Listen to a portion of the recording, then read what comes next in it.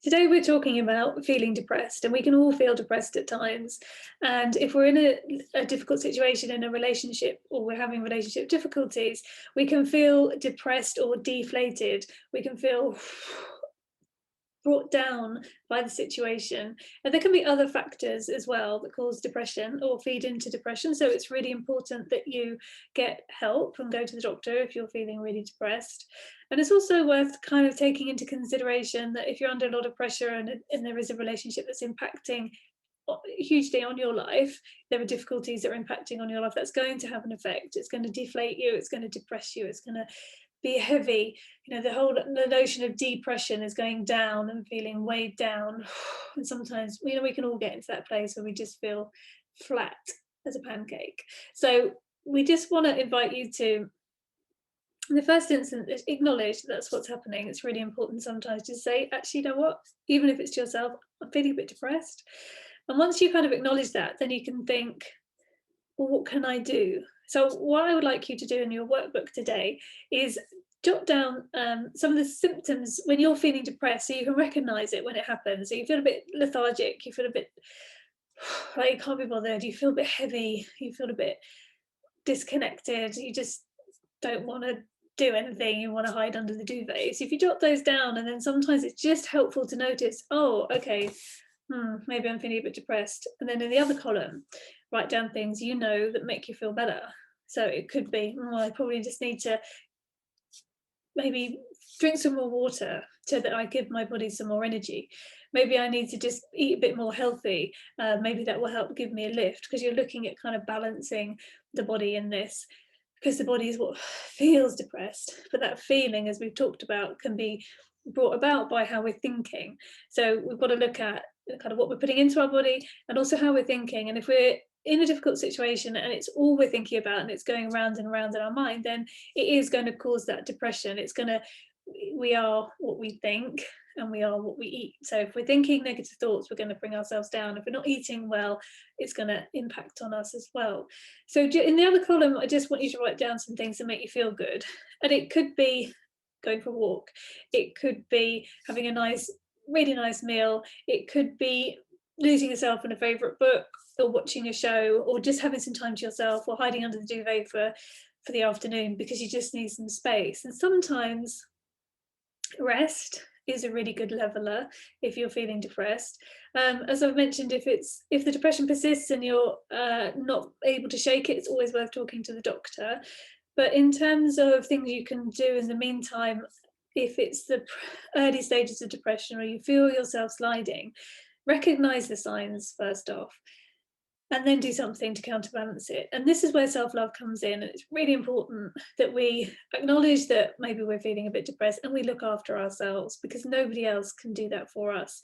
And we have to learn to do that for ourselves. If you see someone else is struggling, invariably you'd reach out and offer them a hug or a nice piece of cake or a meal, or you'd find some way, come on, let's chivvy, let's go for a walk, let's do something. You really have to be that cheerleader for yourself. You really have to identify when you're feeling like that and what you need to make yourself feel better. Depression is all sorts of things. It could be vitamin D, it could be long periods of darkness, not the short days, so you're not getting as much daylight. It could be the fact that your diet's gone a bit off and you're sugar riding, so you've got this kind of emotional roller coaster with the sugar. It could be hormonal, it could be many different things, but it's really important to identify, okay, this is what's going on. I'm feeling like this. There's things going on around me and then not easy maybe, and I'm feeling depressed, and I have to take responsibility for that, and I need to do something about it. And just that recognition of a part of you feeling depressed. Maybe it is just a part, maybe I'm fine, but I feel a bit, part of me feels a bit flat. Then it's about really honouring that part of you that feels flat. So the buzz is, I honour the part of me that's feeling depressed. I honour the part of me that's feeling depressed. And then we look at that part and we ask it what it needs. Does it need a bit of space? Does it need some stillness? Does it need company?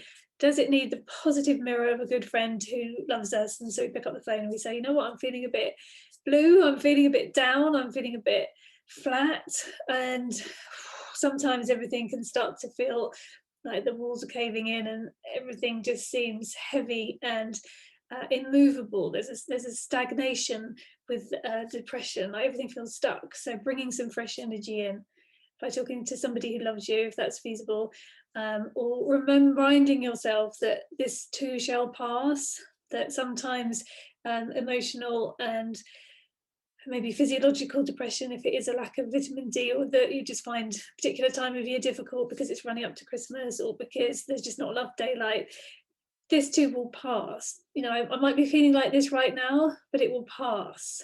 And sometimes just knowing that it will pass is enough to help us to get from one moment to the next. And sometimes that's all we can do if we are feeling depressed. Okay, what am I going to do in the next 10 minutes? Okay, I'm going to go and make a cup of tea. What am I going to do for the 10 minutes after that? Okay, well, I'm going to maybe tidy up. Maybe feeling depressed, things have got a bit stuck, things are a bit of a mess. I'm going to, tidy the worktop. Okay, what am I going to do next? Okay, I'm going to put the rubbish out. Okay, what am I going to do next? And literally take it one step at a time. I'm going to sit down for 10 minutes. Okay, sit down. I'm going to read my book for 10 minutes. And if you break things down into, oh, I've got all this stuff to do, it's completely overwhelming, I don't know where to begin. Okay, what am I going to do now? Sometimes it's about really going back to basics. What am I going to do in the next 10 minutes? Okay, I've done that. What am I going to do now? And then slowly, gradually, different things will get done, and that will help lift you. So it's really important, as I say, to recognise when you're feeling a bit deflated, a bit depressed, a bit stuck, a bit stagnant, and acknowledge that it's okay, and honour the part of you that's feeling depressed. The buzz being, I honour the part of me that's feeling depressed.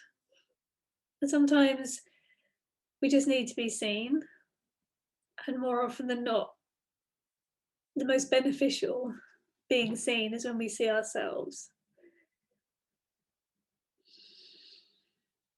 Because if we stop and think, we know ourselves best, and if we stop and think, we know what we need to make ourselves feel better. And we really are talking about getting through one day at a time, particularly when things are difficult. Quite often that's all that's manageable, and that's all that's okay. You've got to get from one moment to the next moment, 1 hour to the next hour. So just break it down into, what am I going to do now? You've got this, sending you lots of love.